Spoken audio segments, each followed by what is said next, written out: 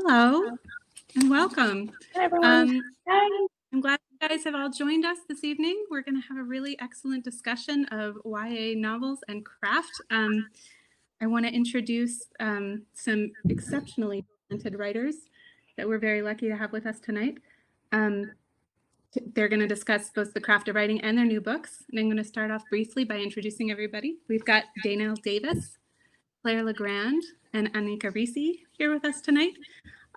So in alphabetical order, Dana L. Davis's most recent book is The Voice in My Head, and it's beautiful and highly praised, as is her debut, Tiffany Sly Just Lives Here, which I wish you guys had just heard Claire plugging. Claire's just read it and said it was unputdownable. So good. Yeah, excellent. The thing that I find really astounding about this is that all of these beautiful books have come out one a year, while Dana is also an actress and doing, I think that's kind of amazing. So, Thanks. what I have to say about that. Claire's most recent book is Lightbringer, which is the conclusion of her Empirium trilogy. I couldn't be happier that these books are doing as well as they are, because when Claire first told us about them, she said, "These are the books of my heart." And they have found a huge readership, which is just, it's something you want to see for people you know are good people. And it's pretty great to see your name. Of course, it's pretty great to see your name on the New York Times bestseller list too. That's pretty fun. It was really cool. Claire's written, it was really cool. Claire's written about the acclaimed books for both YA and middle grade audiences. I won't name them all for you, but you can find them all on our website. I do have to say that Sawkill Girls is a big favorite of mine. It's still the best YA horror I've read. So if you haven't read that, you need to go do it. And received more starred reviews than I can list, but know that they are numerous. Anica Mrose, newest YA novel is Nobody Knows But You. And in all fairness, I really should have where's my signed copy of Sawkill Girls is right here. I don't have the Empirium trilogy in my house, but Anica Rissi's newest book, Nobody Knows But You, is a twisty and compulsively readable epistolary murder mystery, which is an amazing departure from her earlier book, Always Forever Maybe, which with the commonality that I find so fascinating is this yes. Oh, I can do it. You can talk. Yeah, there we go. And one of the best things for me about Always Forever Maybe was the way Anica writes female friendships. And it was so interesting to see a book that also centers on female friendships, but is tonally, could not be more different. So range, I'm talking about range. It's impressive. Nika's been an editor at HarperCollins and is the author of the charming Anne of Banana series of early chapter books, as well as several great picture books. She also plays a mean fiddle and moderates paddles like the rock star that she is. So before I let Nika go moderate the panel and bow out, I have just some logistical details.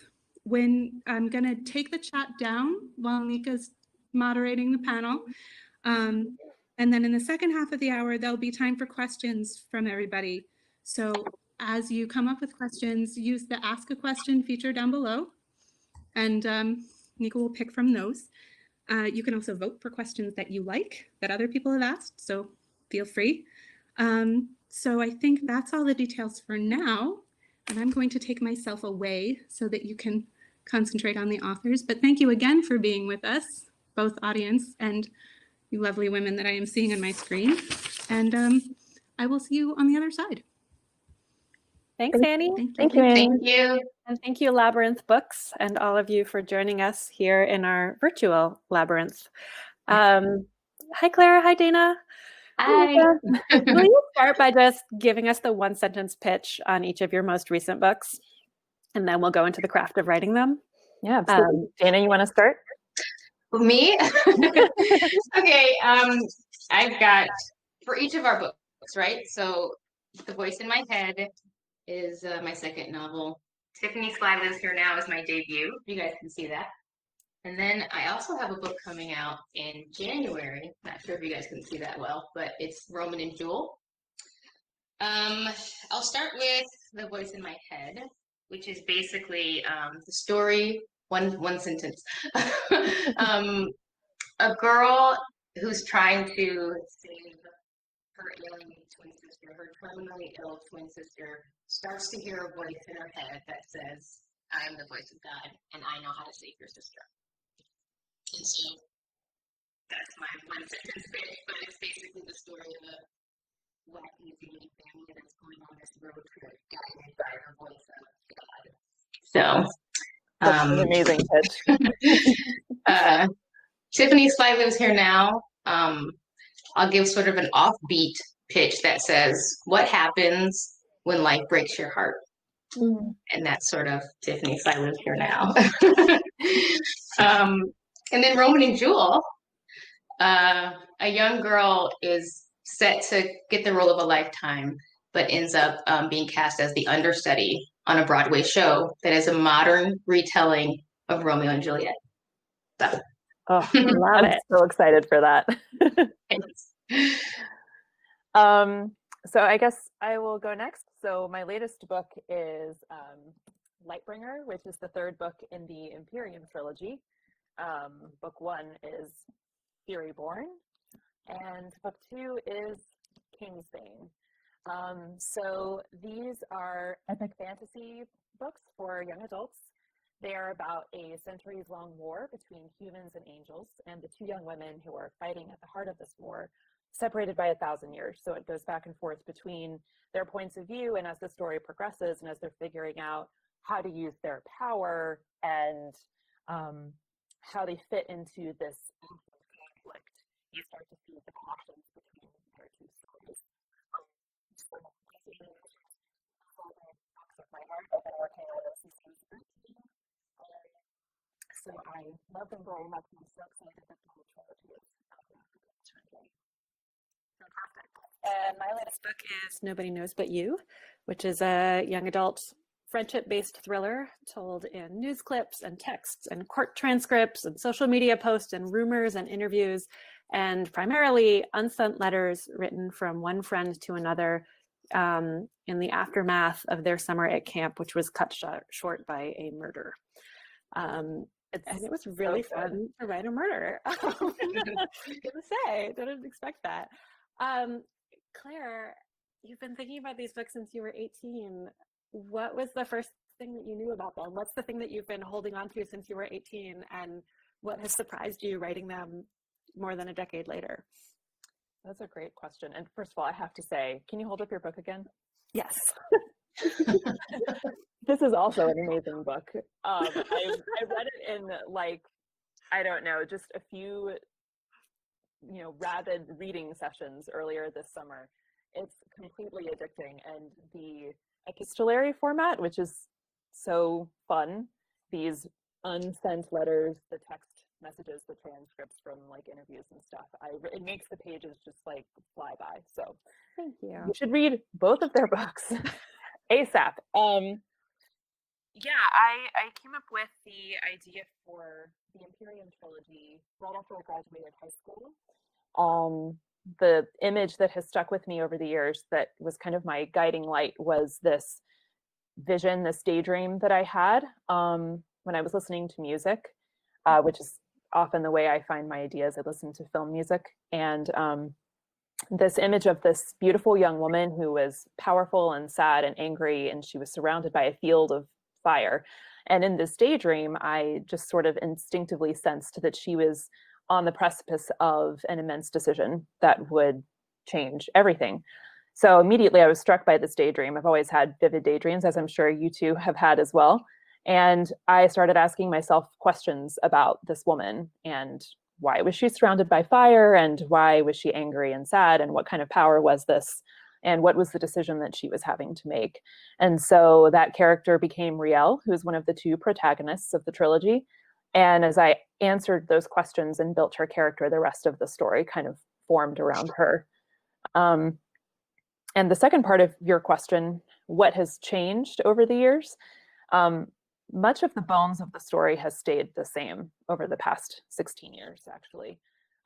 One thing that became clearer to me as I worked on it over the years was, and I think it's a theme that has surfaced in all of my work in various ways, is women dealing with anger in different ways. That's not something I've ever been good at processing and expressing. When I think that when I encounter the uglier emotions that we're taught to think are uglier emotions anyway, I sort of withdraw and shut down and don't know how to process those things, especially when I was younger, as I was sort of brainstorming these stories. And writing the characters of Riel and Eliana over the years, through processing their anger and exploring their anger and how they deal with unjust situations, really helped me figure out, and which is, you know, an ever evolving process, of course, but helped me figure out how to come to terms with my own anger and other unseemly emotions, and helped me start to figure out how to process those and understand those in ways that I hadn't anticipated when I started to write this story. I love that.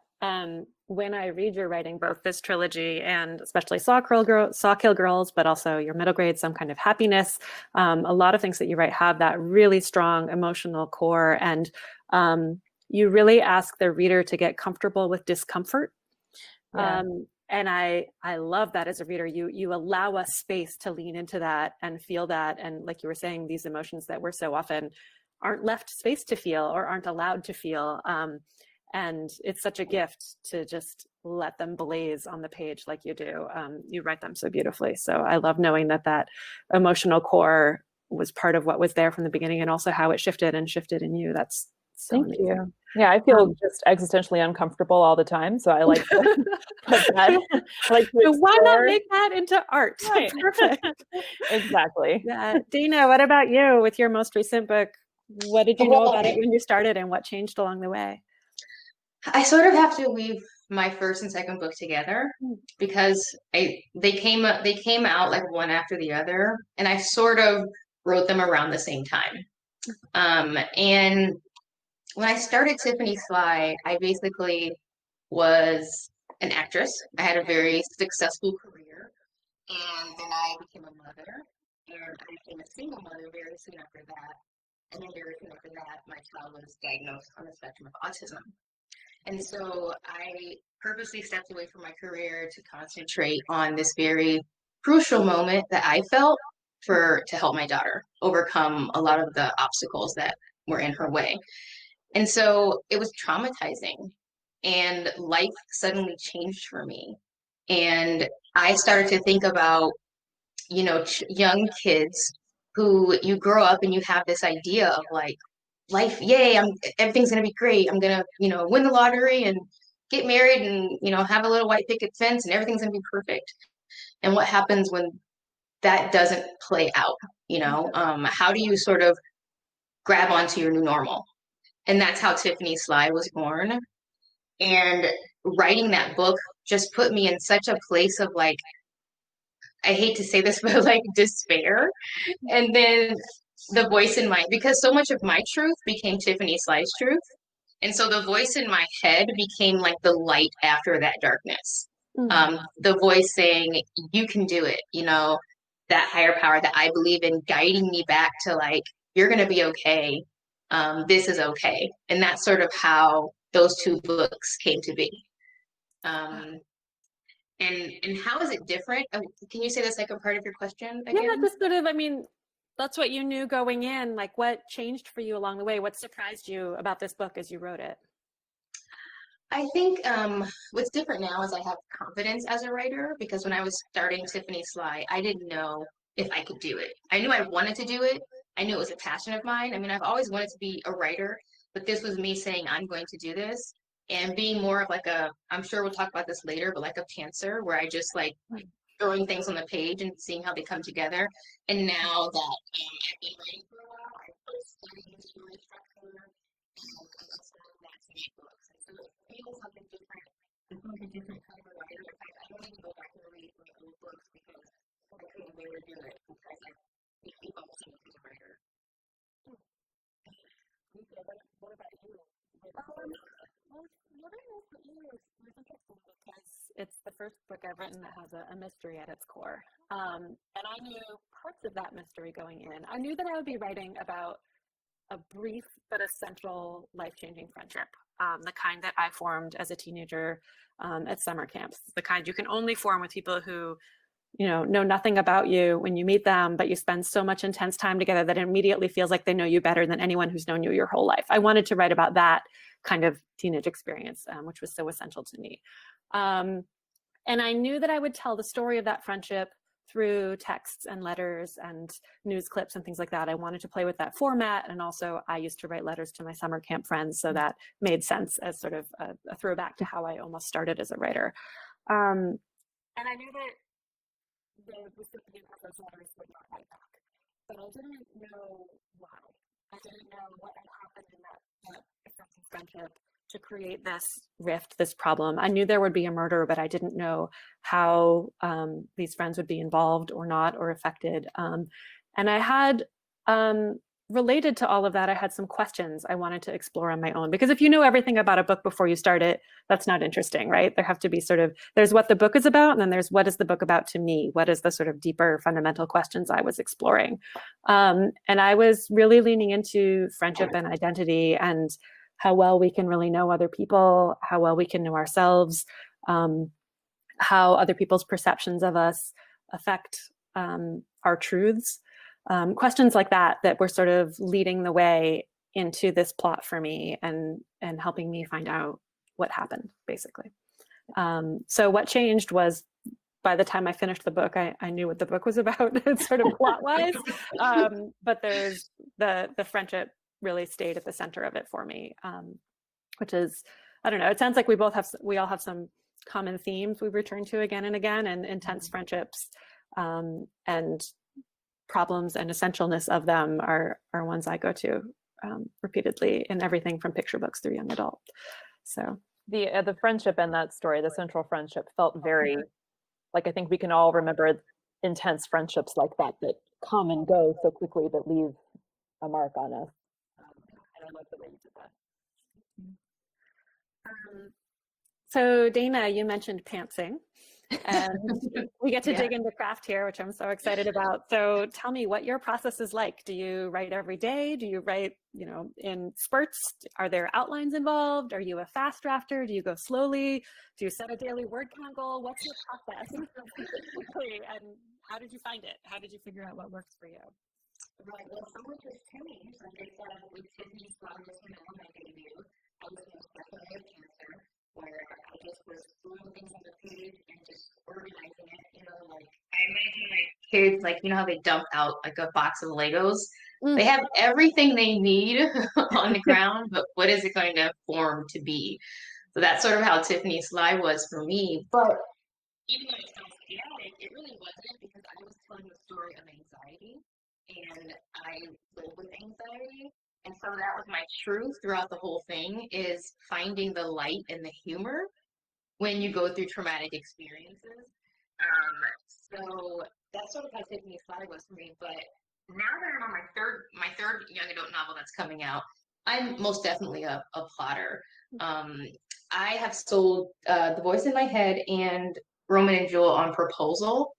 And so basically what that means for those of you guys who are watching is you write about 3 to 4, maybe 3 to 5 chapters of your book.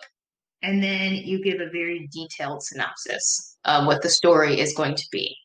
And so that's how I sold my last 2 books. And so it's a very detailed process of plotting it all out, basically. And even from there, I've been fortunate to work with editors that like to work with me as we're sort of forming the story. Because it's a lot about what the publisher wants. It's a lot about what you want. It's a lot about what you think your readers might want, and trying to blend all of those things together so that you can get the best final result. And that's kind of how I like to work, and that's how I worked hands-on with my editor. So I mean, those are a lot of questions. I hope we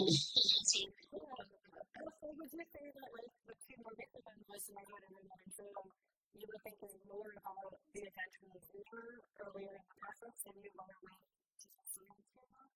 I think so, because I think one of the things I did with lessons that are from my head versus Roman and Jewel. Because I think my characters do a story arc where they start off with a flaw, right? We have this, they're adorably flawed. And then by the end of the story, they work their way through their flaw. And that was important for me for my young readers. Whereas with Tiffany, I did something different, where she starts off with a flaw, and by the end of the book, she still has the same flaw. And it's about it was more about how can we find the truth in our pain and stand up for it and say, hey, this is me, and that's okay. Whereas my other two stories were about overcoming it. How can we, move on the other side of it? So, and that was really important to me to give to my readers. So yeah, definitely. Cool. What about you, Claire? What's your writing process like? You're often writing multiple books at a time. I sometimes am sitting across from you at the library, also working on mine. So I know that sometimes it changes book to book, but talk us through where you are now with how you like to write. Yeah, it does change book to book. But I have to spend a lot of time thinking about an idea in very abstract terms, listening to music and looking at images and just kind of letting an idea cook in the back of my head before I feel comfortable even putting an outline down on paper. So that takes a long time. And then I usually outline a book start to finish before I begin writing. For a couple of reasons. One, the blank page is terrifying to me. The voices of self-doubt are so loud that if I didn't have some kind of roadmap to get me started, I'm not sure that I would ever start. And also I like to have the ending in mind as a guiding light to kind of keep me on track as I write the book. Some people who don't outline are aghast at the idea that I would know everything about the book before I begin writing.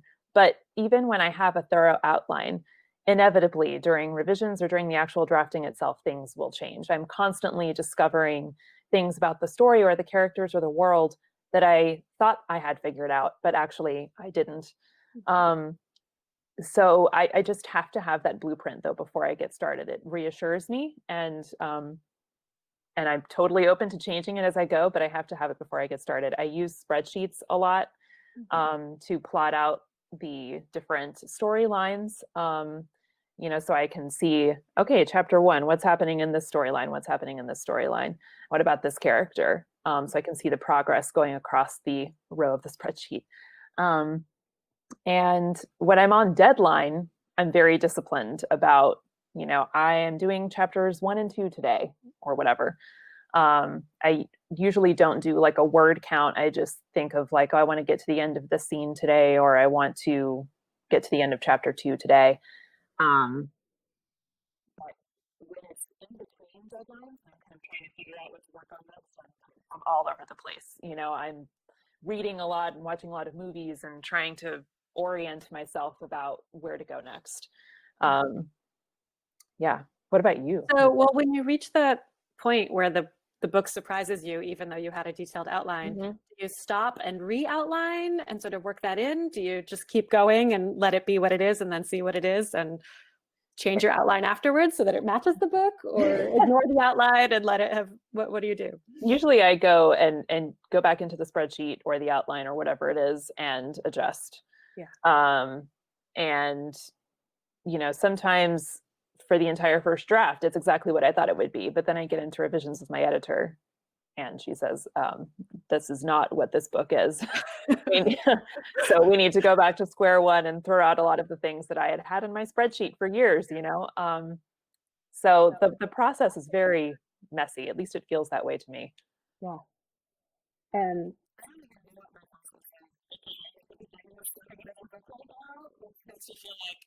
how does one write a book?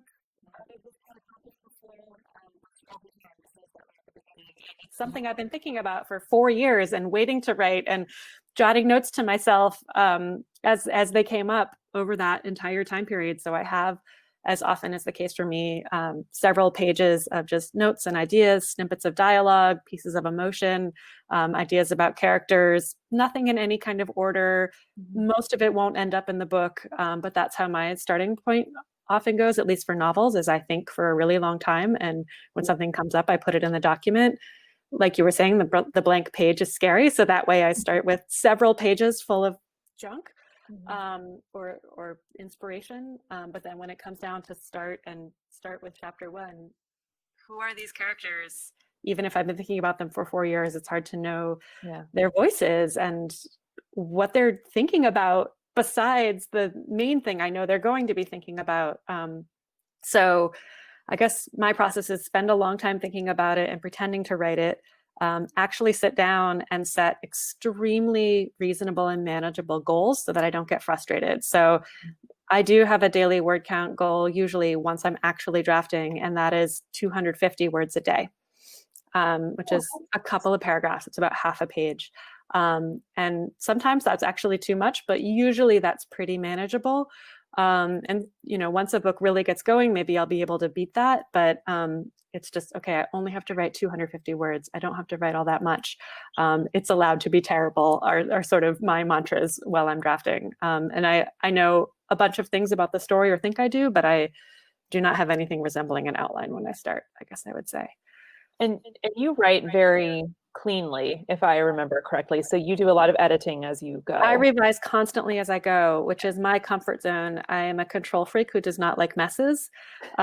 So same here. Writing is so messy and you have to let it be. But if every day I let myself fidget with what I've done before and clean it up and get it a little bit better, even if it's all going to have to change later, I'm so much more comfortable. I also spend at least as much time on the first quarter of any novel that I spend on the entire rest of it. And that's with that little constant fidgeting in the beginning. And I'm finding the voice and I'm finding the pacing and I'm finding the details. I'm not one of those people who puts in brackets, figure out what drink they order in the coffee shop later or describe the room or something. I will stop and figure it out and get to know the person well enough in my head because those details will end up mattering to me. I don't know. Do you guys put brackets of things to go back to, or do you? Sounds like Dana. I start with a bracket, but then I'm like you, I can't deal with the bracket. So even something as simple as names, when I introduce a new character and I'm like, what is this character's name? Okay, I got to stop everything. And I have to figure out this character's name and who this person is and what kind of music they listen to. Yeah, so I understand. Yeah, I it depends for me. Like if I'm on a deadline and I'm just like, I have to get to this part of the story today and I don't have time to sit here and think about names, I will put bracket and then the name of a famous fictional character. Like there was when I was working on Kingsbane, one of the drafts, I was scrambling to meet my deadline and had all of these random people that come in and out of the story that I just didn't want to take time to name. And so I turned it in with brackets. It was like Ronald McDonald. It was I used for that draft. I used characters from Friends, the TV show. So it'd be blah blah blah fantasy stuff, and then in brackets Joey Tribbiani. Because sometimes I totally understand what the two of you mean, wanting to get that figured out, and it sort of settles you, and then you can move on. But sometimes I'm the same way. But if I'm in a chaotic deadline space, then I'm just keep going. If I stop, I will never start again. I have to say, it's so nice to hear you ladies say that there are so many times you're just sitting there staring off into space. Because I remember one day I was doing that, laying on my bed, staring at the ceiling. And my daughter goes, "Mom, what are you doing?" And I was like, "Oh, I'm working." She was like, "You're not working." But it's so important. We need time to just be still with our thoughts. Yeah, absolutely. When I do school visits, I talk about one of the main components of my presentation is the importance of daydreaming. It's very productive to lie on your bed and stare at the ceiling or go on a walk and let your mind wander. So much stuff happens in those idle moments. And training the people you live with to not interrupt when you're just sitting there staring into space and knowing. Yes. Yeah, I actually, for Nobody Knows But You, I found a trick that I will use again once I'm further into this new draft, where I would set my alarm a little bit early each morning, just on static, so that I wouldn't hear music, I wouldn't hear anyone's voices or words, but it would wake me up in sort of that fuzzy space, and I would hit snooze and let myself kind of drift off, but try to think about what I was doing. Okay, summer camp, this letter, what's happening, and in that kind of daydreams, come up with some things I hadn't thought about. And I always keep a pencil and a notepad by my bed. And then if I could jot something down, like canoes, I would have a place to start when I finally got to the page. And sometimes I would just fall back asleep and have weird dreams. But sometimes it would, that sort of scheduled time for unfocused thinking that your brain can maybe get back around to the book was really helpful for me. I like that. I love that. I'm gonna try that. Yeah, highly recommend it. Claire, you mentioned how writing can involve a lot of self-care. I don't think you used the word pain. I'll use it. What's the hardest part of this process for you, and how do you get through it? I think just as Lightbringer is my 9th published book, and it's only gotten harder in a lot of ways as I've published more and more books. I think because you become so much more aware of what it takes to write a really good book, and you become more and more aware of your own shortcomings. And so pushing past that doubt and trusting that you have a voice that is unique and you have stories that are worth telling, because the world is full of stories. And it's very easy to feel like you're just this small, insignificant storyteller. What makes your voice worth listening to? So I think holding on to that truth in yourself and in the power and worth of your own stories, that's something that I always have to come back to between projects. Like, okay, I finished that. Now, what's next? And do I have something that is worth talking about? And how do I convince myself to believe in that and sort of rediscover that truth in myself? I think something that's important with that is making sure that you write things that bring you joy and excitement, and that you're just really enthusiastic to sit down and work on, because that leaves less room for the doubt to creep in. It's all a mind game. Writing is sitting in the chair and getting the work done, but it's also a lot of really weird, like psyching yourself out mind games. So that's the trickiest part for me, I think. What about you, Dana? What's the trickiest part of this process, or the part that brings the most doubt, and how do you psych yourself out to get through that? I think, like I said earlier, I weave so much of who I am into my stories. And so it was hard for me to I felt like it was like a coming out, so to speak, because I remember when I started, getting like interview requests for Tiffany Sly Lives Here Now. And one of the first questions I got was, is this own voices anxiety? And so I realized at that moment that I know I'm writing about this, but I also have to like admit and share with the world, what life looks like for me. And so that's been an ongoing struggle, because I feel like we live in a culture, like I call it the Facebook Instagram culture, where everything looks so pretty and everything looks so nice. And when you're writing these stories and you're putting your heart and soul and your pains into it, it's like you're admitting to the world, my life isn't perfect. My life doesn't look perfect. And so that's been like an ongoing struggle for me, finding peace with that and like finding like the beauty in my flaws. So yeah, I love that. It's such a gift to give the reader, though, showing them another human being with scars, and therefore making it okay to be what we all are. I love that about your books. It really, for me, the hardest part is the actual drafting. I love the flurry of ideas. I love revising. That's part of why I revise so much as I go. But actual drafting is always pretty painful for me, especially sort of that murky middle slog. And so my tricks for that are, first of all, just knowing that about myself. When I'm talking to newer writers, I always tell them to pay attention to which parts of the process tend to get them excited, and which parts over and over again make them think, this is terrible, nobody will ever want to read it, I should quit writing and go outside and be a professional tree climber instead. Because we all have that kind of moment, but for each of us, it's a different part of the process. So just knowing, okay, I always feel this way here, I just have to get through it. And like I said, setting extremely reasonable goals through it, and also tricking myself into doing it. Whether it's the fuzzy alarm for daydreaming in the morning, so I'll have a starting point, or saying, okay, I'm not writing today, I'll just go to the dog park with my clipboard, and while I watch my dog run around, I'm going to write some notes, not in the voice of what would happen in this scene if I were writing it. And if I can even just write a couple sentences on that clipboard, I'll have something to type up when I start again. But I agree, Claire, it's such a, it's a mind game, and knowing therefore your own strengths and weaknesses is really key for me. I want to encourage everyone watching to put questions into the chat. I can ask endlessly, but also we want to get to the things that are interesting to you. I see that one of the top voted one currently is, how do you know when a book is finished? And especially Claire writing a trilogy. How do you know when each individual book is done, and how do you know when the arc of the whole trilogy is done? Well, with the trilogy, because I have been working on this story for so long, I mean, the very non-glamorous answer to that question is years and years of trial and error and planning. You know, Furyborn that's the first book in the trilogy, had several different iterations of itself before it became what it is. So it was a lot. I mean, the first draft was 347,000 words. It was just me throwing my entire soul and all of the fantasy things that I loved growing up into a single book, and it was a mess.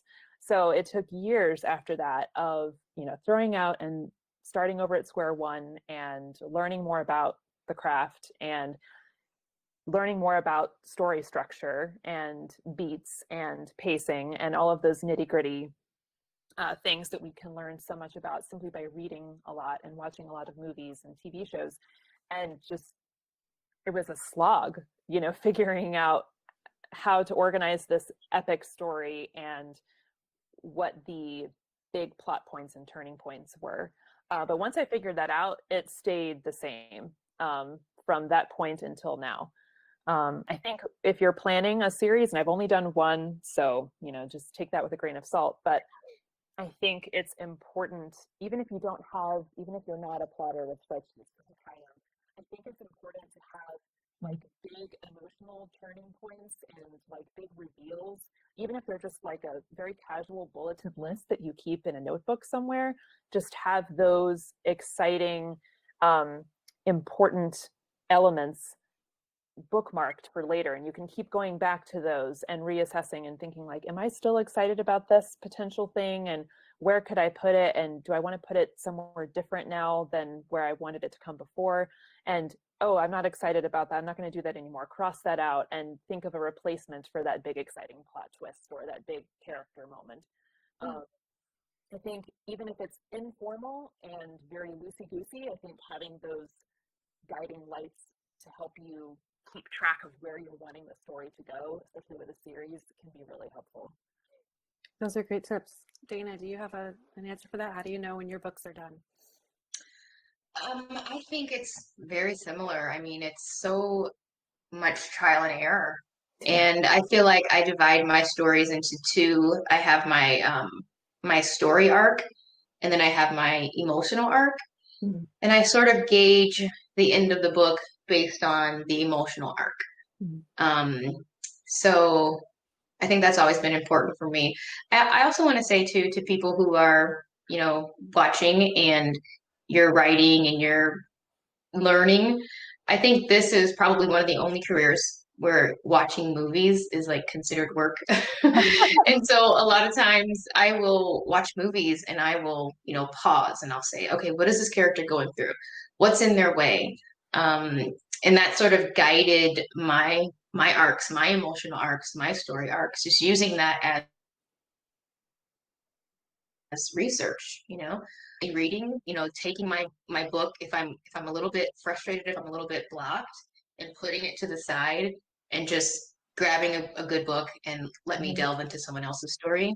That can oftentimes inspire me and help me guide my character's emotional arc and my character's, you know, the story arc. So I love that. Yeah, I think about plot arc and emotional arc and have I satisfied those. And I also know a book is done. I think about the reader's arc, which sometimes parallels the main characters and sometimes doesn't. There's what the character needs or wants or wonders, and there's what the reader needs or wants or wonders at any given point. And I don't have to answer all of their questions or tie everything up in a neat bow, but I do need to address all of those things that I've set up for them, all of the reader expectations. So in my revisions, I'm often thinking about reader expectations and how I can build more of them, how I can manipulate them, how I can satisfy them.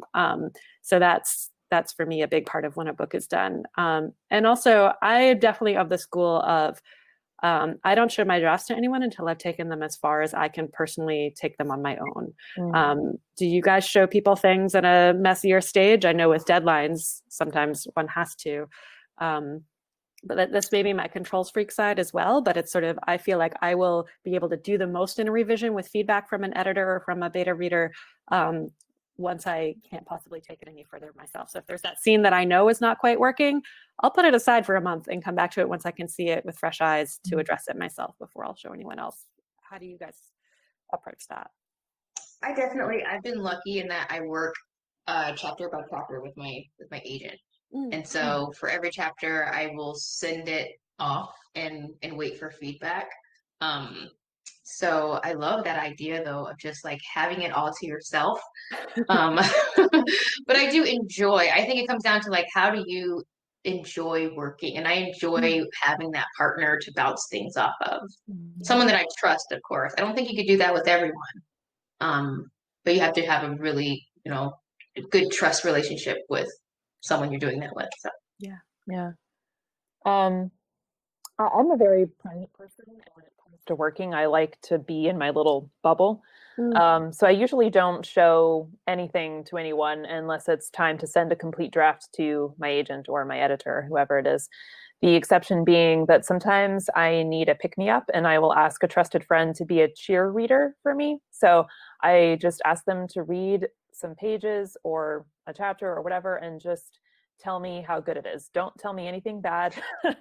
Don't point out things that need work. Just point out the things that you like, the lines that you like. I just need a little bit of encouragement so that I can, have the energy to keep on pushing through. But most of the time, yeah, I don't show to anyone. I think it's so interesting. Dana, you were talking about how you love working chapter by chapter with your agent. I am the complete opposite. And I think if you're a writer out there watching, any method is valid. If you want to have a critique partner and you trade work with them and you each read each other's manuscripts constantly and you're constantly in contact with them, that's great. If you're like me and you want to work really isolated and privately, that's great too. Like I think you were talking about Facebook and Instagram culture. We see a lot of people talking about, oh, I wrote 5,000 words with, and my critique partner is awesome and we're best friends, and that's all great, but don't let all of that messaging and all of those posts make you think that you have to be that way too. It's part of why we do this as a panel instead of as a monologue. I love hearing how other writers do things differently. Each of our brains work differently, and figuring out what's going to resonate with you is such an important piece of digging into this. I think that leads really well into one of the questions we have from the audience, which is, what is the most helpful hard feedback any of you has gotten from an editor? I used to be an editor for 3 years, so it can feel like a dose of my own medicine coming in, although it also means that I know that feedback is always coming from love. And when you first get an edit letter, sometimes things resonate immediately, but sometimes or often there's even praise, let alone feedback for revisions that can feel like, you don't appreciate my genius. And I usually have to sit with that for a few days and then tell myself, okay, if I had to incorporate this comment in some way and address this, maybe not the way suggested, but in some other way, how would I do that? And once I figure that out, 9 times out of 10, it's, oh, I didn't appreciate her genius, actually. But I'll say that the hardest feedback I've ever gotten from an editor is Nobody Knows But You is the second book on a 2-book contract. And I handed in another book before this that I knew needed work, but had taken as far as I could on my own and was proud of and excited about. And I sent it to my editor, and she's called me and said, basically, what is this? And why did you write it? Which are extremely fair questions for which I did not have good enough answers at the time. And based on sort of her reaction to the book and the discussions about where it might go, and our visions for it weren't lining up, and the things I was trying to do on the page clearly weren't coming through to the reader. That's one of the hardest things as a writer, is to figure out how someone who didn't write the book reads it. And what I was doing just wasn't working. So we made the decision that I would put that book I'd been working on aside. I've been working on it for 2 years. I ditched it. I wrote it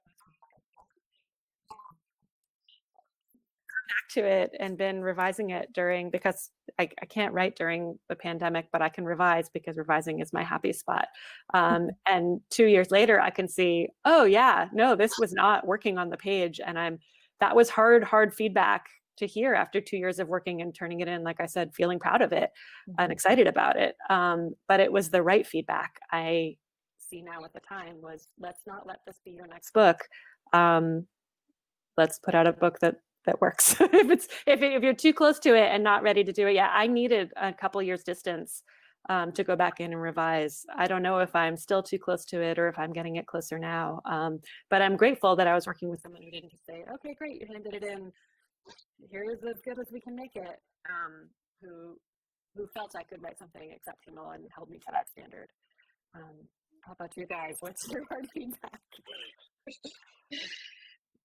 Well, mine is not as traumatizing as that. I share it because I want people to know we all have failure in our process, even though the rest of you are. I have 13 books out. I have other books that are not.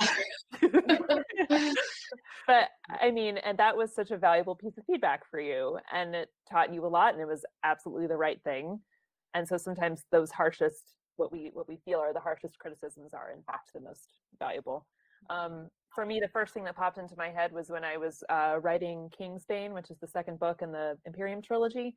I am a chronic overwriter. So the first draft of that book was 250,000 words. And my editor came back to me and said, look, we need to cut 3 different like point of view characters who had chapters that they were narrating, and we need to cut these 3 storylines. And it was devastating because I had worked so hard on crafting this huge epic story, and I love stories that have multiple narrators. And in an epic story like this, a big fantasy, I like seeing what's happening in different parts of the world and seeing how the main characters' choices are impacting not just their direct surroundings, but people on the other side of the continent, the country, the world, whatever. But she was absolutely right that it was too much. It was bloated. It was trying to do too much. And so we ended up cutting, over a pretty ruthless round of revisions, 70,000 words, which is like a book. Longer than either of my books. Yes. And it took me a long time to accept that, because you get to know these characters, you get to know these books, and having to completely discard so much of it felt like I had really just epically failed at something. But it was the right, I mean, it's a tough pill to swallow, but she was absolutely right. Nobody's going to read a 250,000 word young adult book. So that's something that I get that kind of feedback a lot from my editors, is like, okay, you're trying to do a lot here, very ambitious, but it's crossing the line into too ambitious. So I am constantly having to cull things, and cut out storylines that just really aren't necessary. What about you, Dana? It sounds like you get a lot of feedback along the way from your editor or agent. What's been the hardest pill to swallow? I have there were 2 pills that were hard to swallow. One was actually for my agent, where I decided to surprise him with my new young adult fantasy. And so I wrote like 6 or 7 chapters of what I thought was just like masterpiece. I was just like, this is so good. He's going to be so excited. And his feedback was like, I really don't think fantasy is your strength. I really don't think that. I think you should write something contemporary. I mean, it was a nice way of saying like, I really hate this. And so I abandoned that. Although, I am trying to go back and, like you said, like bring something back and fix it and rework it with fresh eyes and, an evolved, skill as a writer. but I also my new book, Roman and Jewel. So the story of Roman and Jewel is a girl who's on Broadway, and the Broadway show is a diverse reimagining of Romeo and Juliet. So it's like a Hamilton style Romeo and Juliet. And so that's the story within the story. So when I submitted this draft that I like labored over during the, it's partly a pandemic labor. So it was like extremely, tough for me. Her note was, I think that the readers are going to be disappointed to not have a parallel of the main character story in paralleling Romeo and Juliet. And I felt like she was right. Unfortunately, it required like almost a complete rewrite. So that was devastating because I had worked so hard to make a deadline. You know that feeling where you're like, I'm so proud of myself. Look, I made it like at midnight, 11:59, I submitted this book. And then it's like, all of a sudden that doesn't matter anymore. You guys know how it is. Like this deadline is so important. And then when like you have to rewrite the whole thing, they're like, yeah, we're gonna push everything. It's fine. And it's just so frustrating. So Oof. Well, that experience with your fantasy novel that wasn't leads into this audience question. How far into the writing process do you get before you know whether or not an ideal will work? I mean, sometimes we don't know until the market or the editor or the agent tells us. For me, sometimes it will work. I just haven't made it work yet.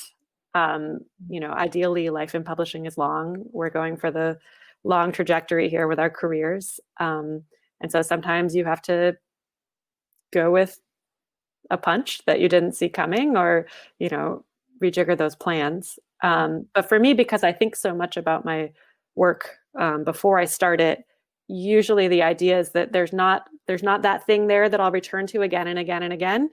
Those ideas go away. It has to be something I want to keep thinking about for years before I start writing it, and then for years while I'm writing it, and then revising it and all of that process. So I don't think I've ever written a full novel that I would abandon and say, this is never going to work. It's always, okay, but there's something here I need to go back to make it work.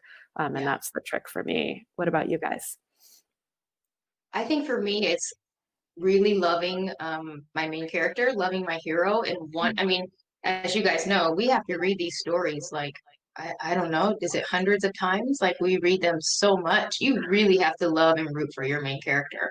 And so I have sort of like a story graveyard. There's so many stories that I've abandoned because I'm like, I'm just not connected to this character.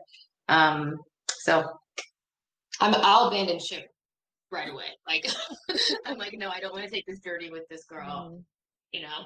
So yeah, I have one book, I think, in the, what did you call it, the book graveyard? yeah. I have one book, a middle grade book that I wrote like half of, and then it just fizzled out because I just didn't care enough about what was going on. And if you don't care, your reader certainly isn't going to care. I think it's a great concept. I might go back to it someday, but I think sometimes you have a great concept, everything looks good on paper, and for whatever reason, it's just not the right time for you to write that book. Never throw anything away because you can always come back to something and resurrect it and improve upon it. But I'm like you, Nika. I think in that I'm thinking about my ideas for so long before I even start outlining them. And so I would say the majority of my ideas have come to fruition and become published books. But I have that one half a book that's just like sitting there on my hard drive, all sad and half finished, maybe someday. Yeah. So Dana, next for you is Roman and Jewel. When is that coming out? Roman and Jewel will be out January 5th, 2021. Well, it's coming up soon. So anybody who wanted to pre-order that from Labyrinth probably could right now. And Claire, what's next for you? So what's next for me is a middle grade book. And for those in the audience who may not know that term, it's sort of a publishing term that means like upper elementary through middle school, basically ages like 9 to 12. I had a book come out in 2016 called Foxheart that is a classic sort of fantasy adventure story. And its companion novel comes out in April, and it's called Thornlight. This is an advanced copy. So a companion novel means that it takes place in the same story world, but with a different set of characters, and it's not completely related to the first story, but there are like little callbacks to the first story. And this is a story about a girl named Thorn who goes on a perilous quest to find lightning because all the lightning and storms are disappearing from her kingdom, and they need lightning in order to concoct this weapon to fight this monster that's emerging from this bottomless chasm. That sounds so good. And so even people who haven't read Foxheart can start with this one if they want to. Yep, and then absolutely. I mean, I always like, as a reader, I always like reading things in the order that they were published and in the order that the author intended, but it doesn't really matter. You can read this one without reading Foxheart first. And next for me is also a middle grade spooky story collection, actually. I wrote 20 scary stories. Some of them are spine tingling, some of them are truly frightening, some of them are more silly. It's called Hide and Don't Seek, and it comes out next August. So in a while, you can forget about it and I'll remind you again. Speaking of, I wish I could talk to you guys all day, but here comes Annie to kick us off. But anybody who wants to continue the conversation with us, you can find both Dana and me on Instagram and Twitter, and you can find Claire's website and sign up for her newsletter. She puts all sorts of great news and stuff about her writing process and everything in there, and her inspiration. I'm inspired every time I read it. And thank you so much for joining us today. I loved talking to both of you, and I hope those of you out there enjoyed it. Thank you, Labyrinth, for having us, and thank you, Annie, for hosting us. Thank you guys so much. This has been such a pleasure. Thank you for your generosity and your openness and all of these excellent thoughts about how to play the mind game of writing. I'm going to start listening to film music, Claire. Oh, That's Annie, a good idea. We must talk about this. Yes. I have many recommendations. Yes. Oh, I need those because I've been sitting here writing pieces of things and going, So thank you. I'll hook you up. So now I know what to think about when I wake up in the middle of the night and I don't know what to do. So thank you. As Nika said, thank you to all of us who have joined us, all of those of you who have joined us for this. If you like, you may purchase copies of all of these wonderful books that we've been talking about from our website. If you look down at the bottom of your screen, there's a link, and if you enter Legrand, Davis, or Rissi at checkout, you will receive 10% off your entire order. Those of you who are local, check out our website for our hours. We do curbside. Give us a call. You can also email us at orders.labyrinth@gmail.com if you would like to pre-order Luma and Jewel, which I know you would.